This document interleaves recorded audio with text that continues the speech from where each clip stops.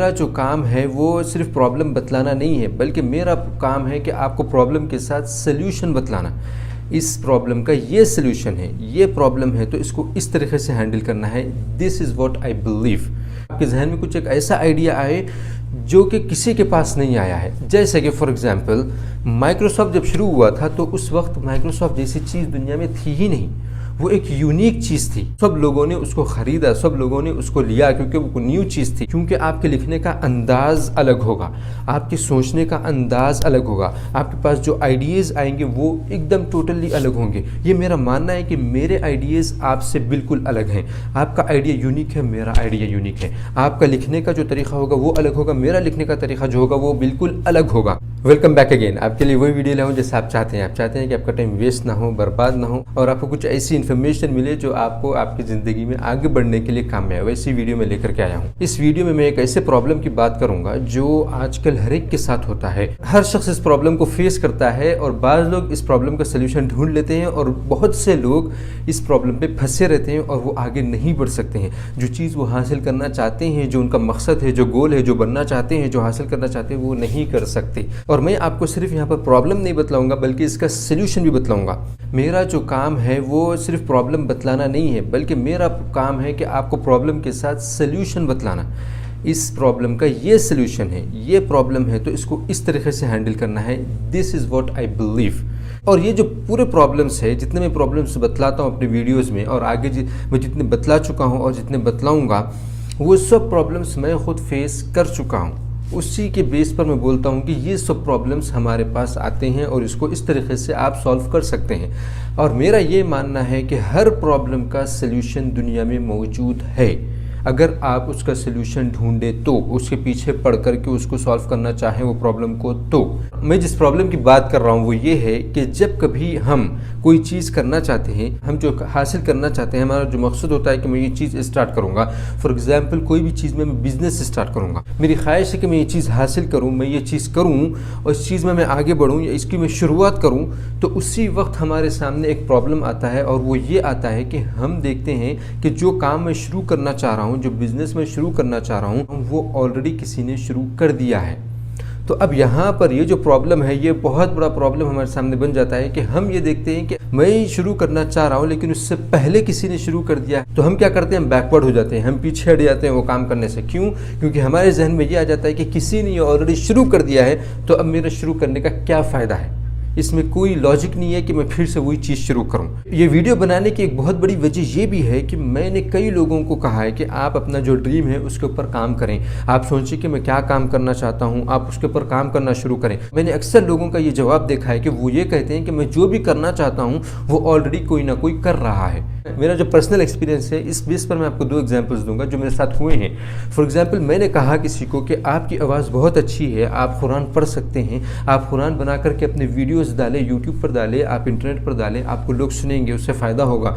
तो उनका जवाब ये था कि कुरान पढ़ने वाले मुझसे अच्छे, वो कह रहे थे कि मुझसे अच्छे कुरान पढ़ने वाले ऑलरेडी दुनिया में मौजूद है और उनकी क़िरात इंटरनेट पर मौजूद है, तो मैं अगर डालूंगा तो कौन सुनेगा। ये जवाब था उनका। क्यों मैं अपना वीडियो डालूँ और क्यों मैं अपनी एनर्जी वेस्ट करूं, अपना टाइम वेस्ट करूं उस चीज़ में जिसमें कोई रिस्पॉन्स आने वाला नहीं है। दूसरा मैं आपको एग्जांपल दूंगा। मैंने किसी से कहा कि आपको एक किताब लिखनी चाहिए, आपके पास बहुत ज़्यादा नॉलेज है। तो उनका जवाब ये था कि उस टॉपिक पर जिस पर हम बात कर रहे थे, उस टॉपिक पर उन्होंने कहा कि बहुत सी किताबें पहले लिखी जा चुकी हैं, अब मेरे लिखने से क्या फ़ायदा होगा, कौन उस किताब को ख़रीदा, कौन पढ़ेगा।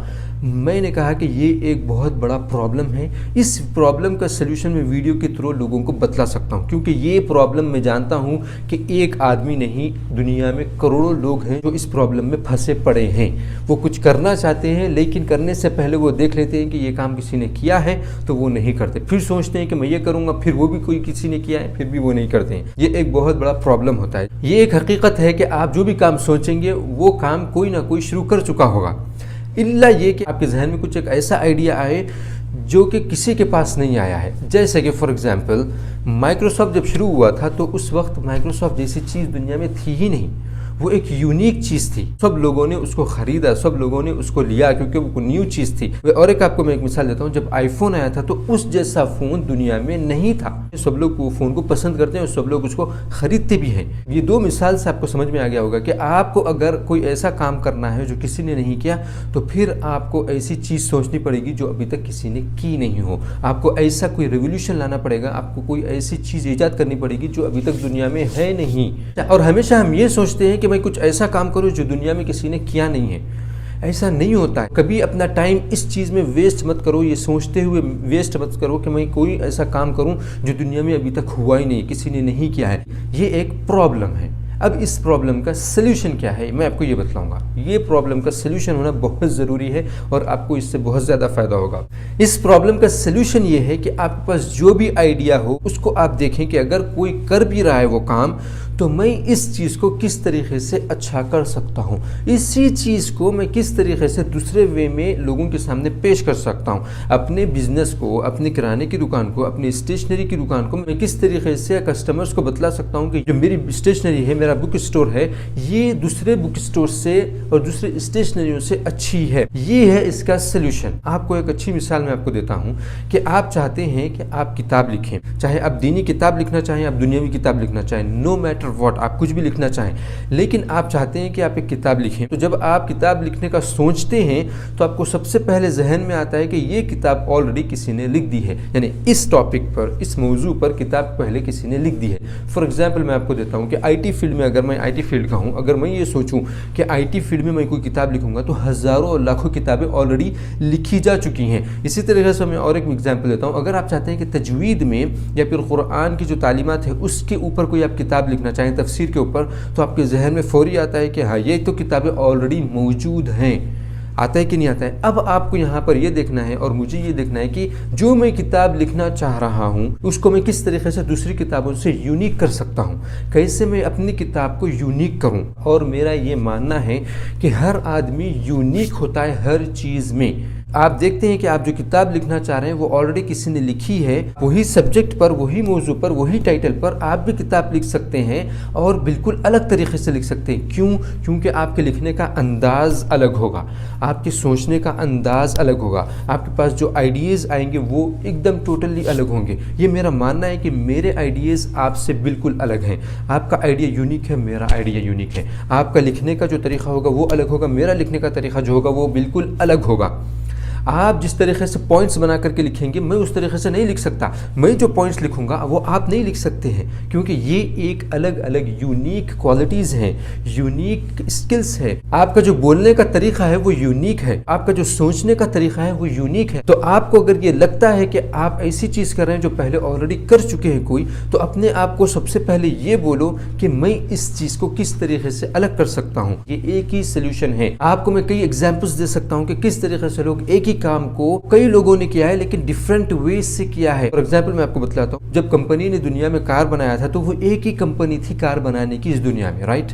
अगर वो देख करके दूसरे जितने कंपनीज आज हैं कार बनाने वाले, अगर उसको देख लें कि कार तो ऑलरेडी बन चुकी हैं, फिर हम उसमें क्यों जाएं, फिर हम उसमें पैसा क्यों वेस्ट करें, फिर हम उसमें जहन क्यों लगाएं, अगर ये सोच करके बैठ जाते तो आज हमारे पास इतने कार की कंपनीज दुनिया में नहीं होती हैं। लेकिन वो जो कंपनीज जो दूसरे बाद में आए उन लोगों ने सोचा कि ओके ये कार है, इसको इसी चीज़ को मैं बनाना चाहता हूँ लेकिन इसमें मैं डिफरेंट करूँगा, इसमें मैं चेंजेस करूँगा, इसमें मैं अपने आइडियाज़ लगाऊंगा, अपने इंजीनियर्स को हायर करूँगा और उनको उनके आइडियाज़ लगाऊंगा, अपना पैसा लगाऊंगा और अपनी पूरी सलाहियत, अपनी पूरी स्किल्स, अपनी पूरी नॉलेज इसमें लगाऊंगा और इससे अच्छा बना करके बताऊंगा। और जब दूसरी कंपनीज ने ऐसा सोचा तो आज इतने ज़्यादा कंपनीज हैं कार्स के। आज सस्ती से सस्ती भी कार मिलती है और आज सबसे महंगी से महंगी रोल्स रॉयस भी मिलती है आपको, उससे भी महंगे कारें मिलती हैं आपको। तो आज कहाँ तक पहुँच गई ये दुनिया? आज ड्राइवर लेस कार्स हो गई हैं, ऑटोमेटिक चलने वाली कार्स दुनिया में आ चुकी हैं और फ्यूचर वही है। अगर टेस्ला कंपनी का ओनर अगर ये सोचकर खामोश बैठ जाता है कि कार्स में भी टेक्नोलॉजीज बहुत ज़्यादा आ चुकी हैं तो फिर आज ड्राइवर लेस कार्स हमारे पास नहीं होती। इसी तरीके से आप कोई भी फील्ड ले लो, फॉर एग्जांपल एक मोबाइल की फील्ड ले लो। मोबाइल जब दुनिया में आया था तो इतना बड़ा होता था, हेवी होता था और सब उसको इस्तेमाल करते थे।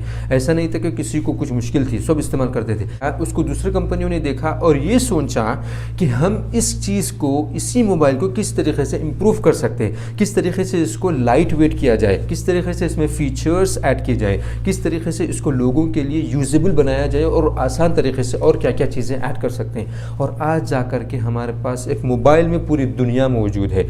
आप जो चीज़ कंप्यूटर पे करते हैं पूरी चीज़ आप मोबाइल में कर सकते हैं। ये कब पॉसिबल हुआ है? जब उन्होंने ये सोचा कि हम इसी चीज़ को कैसे डिफरेंट वे में करें।